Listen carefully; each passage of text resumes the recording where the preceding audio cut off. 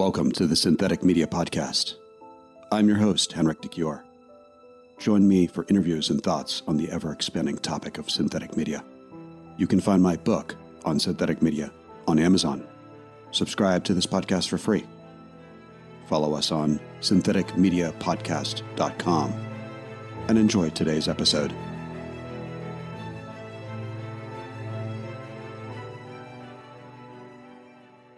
My name is Touradj Ebrahimi. I have actually three hats. My main job is to be a professor at the Swiss Federal Institute of Technology in Lausanne. And I focus on multimedia signal processing, everything ranging from how images should be efficiently coded all the way to how they have to be secured and how they have to be processed.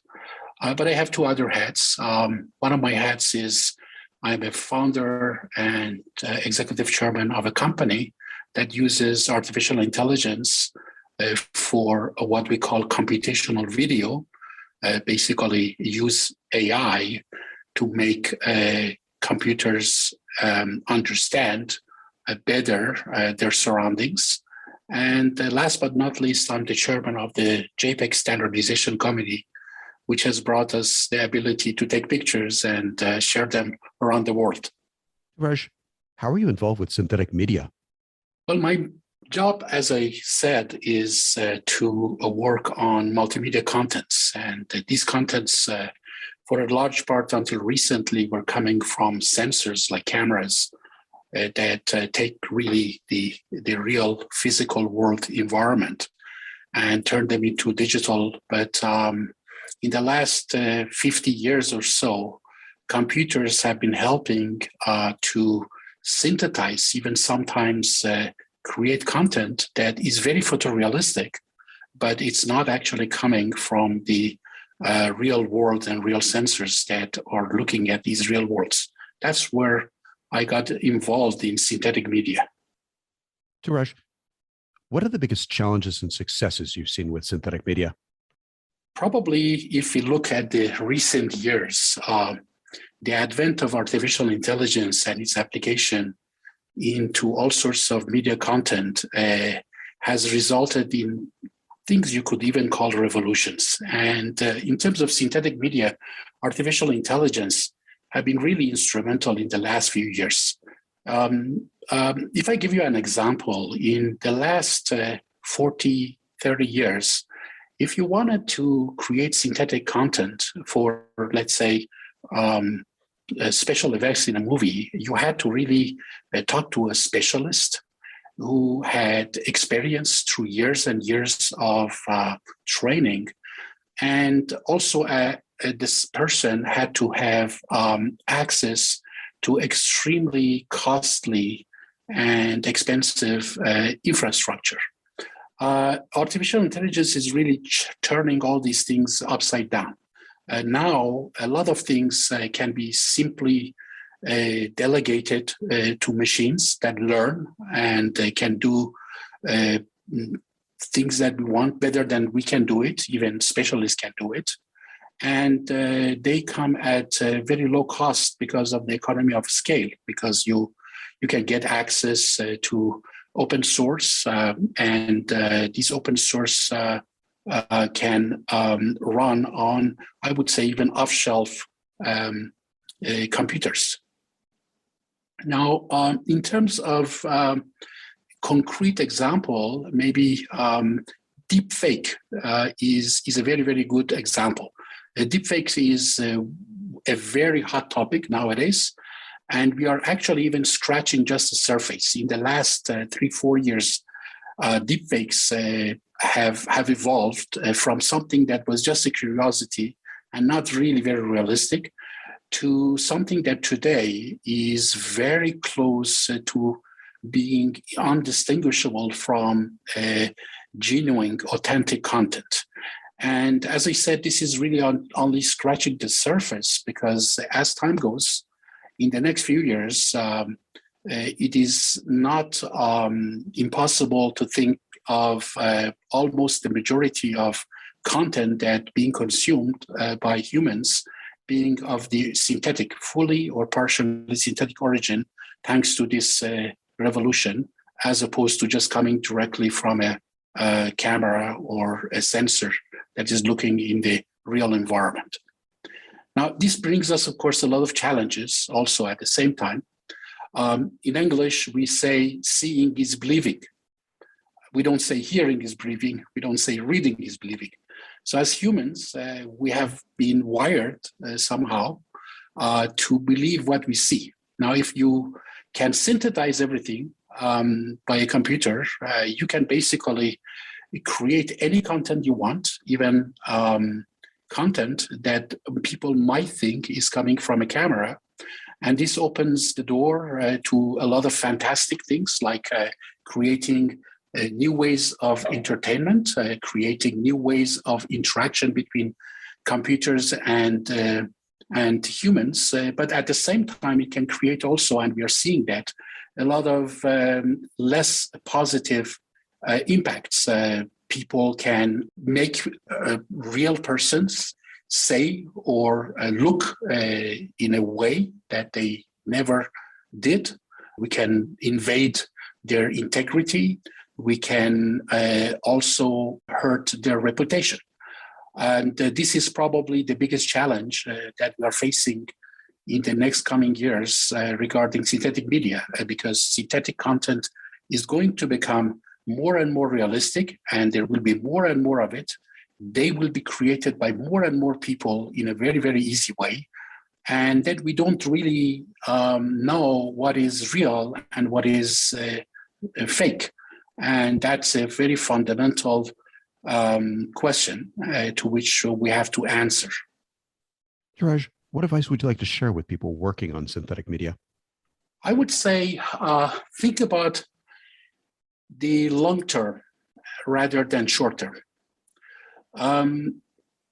When you create synthetic content, there must be ways, and metadata especially, that you will provide in order for anybody who will have access to that media will know whether this content is synthesized fully or partially, and if it is fully or partially synthesized, then the information is provided about how it was done, and when they access the content, what really happened from the data since it was either captured or synthesized all the way to when it is being consumed by them.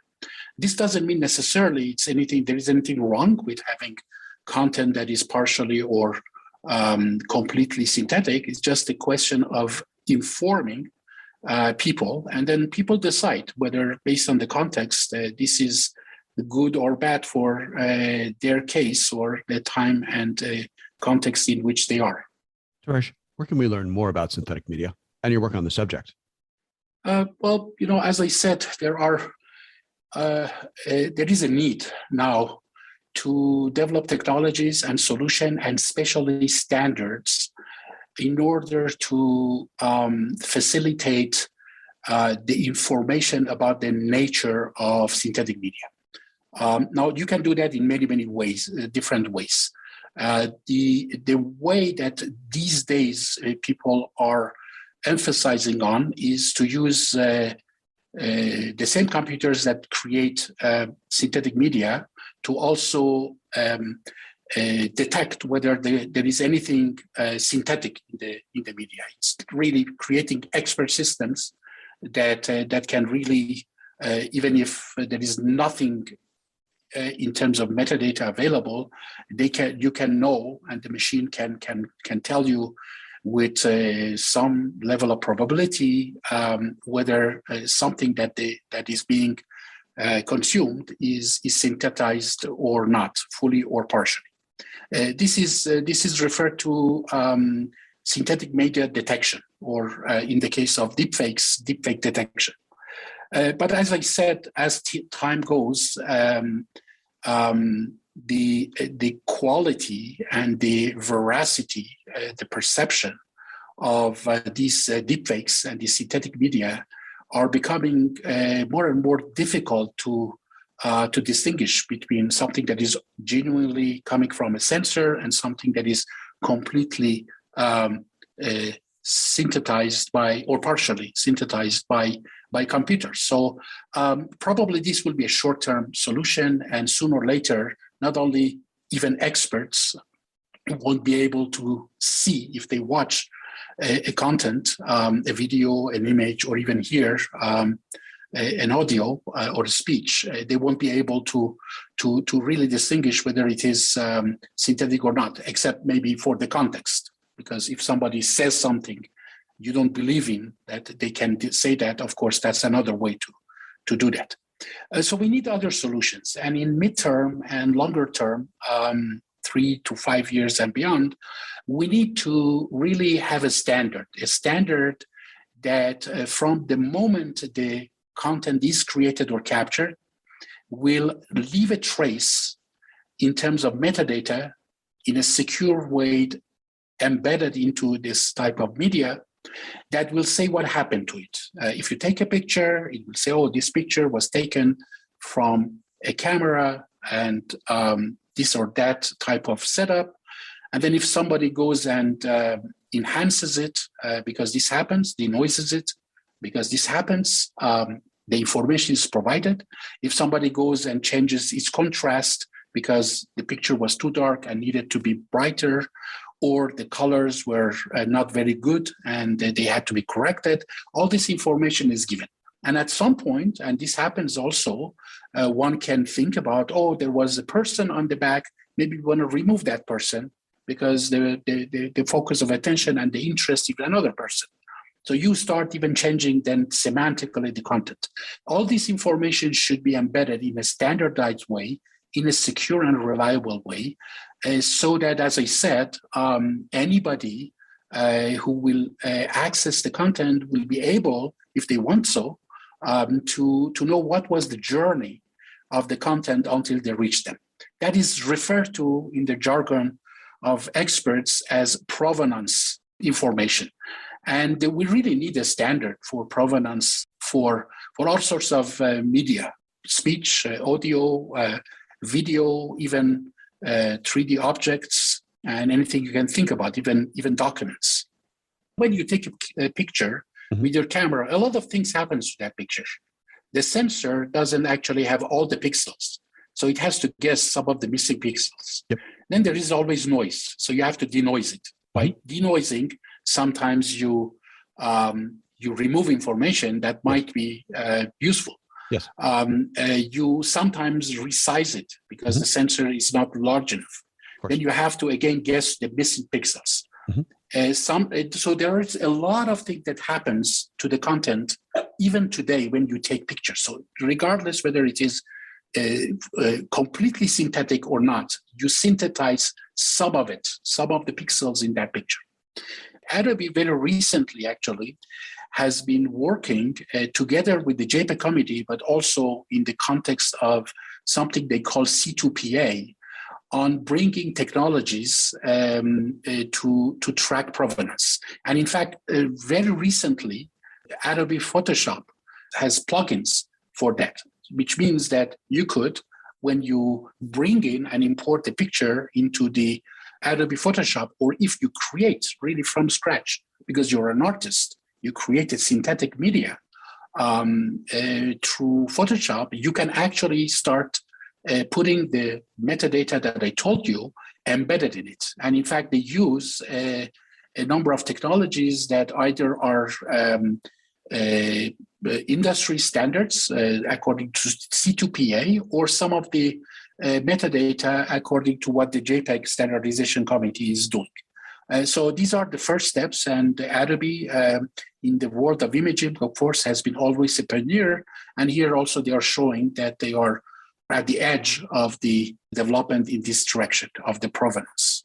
The standards that people are working on are often in the form of some metadata that tells you when what happened. And what happened means which kind of transformation the the content, and in our case, in JPEG, it's images. The image went through. So you need a language that would really tell you how to express the different type of manipulation you can apply to an image, and some associated parameters. So you need, and this standard actually is called JPEG Universal Metadata Box Format, JUMF, and it basically tells you, and in fact, Adobe is using it in Photoshop for that. But they are also using other standards and other technologies, because just this, the metadata is not enough. You have to be able also to secure it, make sure that people don't remove or manipulate the metadata itself. You have to have ways to validate and verify that the metadata is indeed corresponding to the content, and you have not stripped the metadata from one content, put in another content, or vice versa. So there is also a lot of other things around the metadata itself and what its syntax should be that have to be considered. And so some of them are being standardized in JPEG. Some of them are not being standardized in JPEG, because this goes beyond the scope and the charter of JPEG. Typically, things that JPEG doesn't standardize, but they are very useful to have, are, for instance, if you have a Word file, Microsoft Office or Word formatted, the open version of it, Open Office XML, you should be able to also track and have provenance and trace of which kind of changes happen to it in a secure way. Or for PDF, which is, of course, a standard by ISO now, but it was created by Adobe, and Adobe has its own variant of it also that they commercialize. So again, these are the type of things that C2PA and Content Authenticity Initiative are looking for to use. Some of the metadata actually that JPEG has developed for the purpose of images and video can be used also for other documents, but it's out of our charter. Other consortia like CAI or C2PA will look how best they can either use them as they are or extend them so that they are more suitable for the new type of data that they are working on. In JPEG, also, we are really looking, because we have formats that are three-dimensional, either voxelized or the way they are represented in point clouds and light field. And of course, there also you can create a lot of very realistic synthetic content that would be very useful for augmented reality and mixed reality. And there also JPEG is looking into how also not only for pictures and images that are two-dimensional, but also for three-dimensional content that is used and consumed in virtual reality and augmented reality. You can also have this kind of information, so that if you one day you will be walking around with your augmented reality glasses or contact lenses, and there are some real objects and some virtual objects, if you want so, you can know what is really actually physically in front of you and what is just synthesized and it's not there. Join us next week for a new episode by subscribing to the Synthetic Media Podcast. Check out my book about synthetic media on Amazon. Follow us on syntheticmediapodcast.com. This podcast was produced by Henrik de Gior. Music by Mattia Capelli. If you enjoyed this podcast, please leave us a 5-star review. And thank you for listening.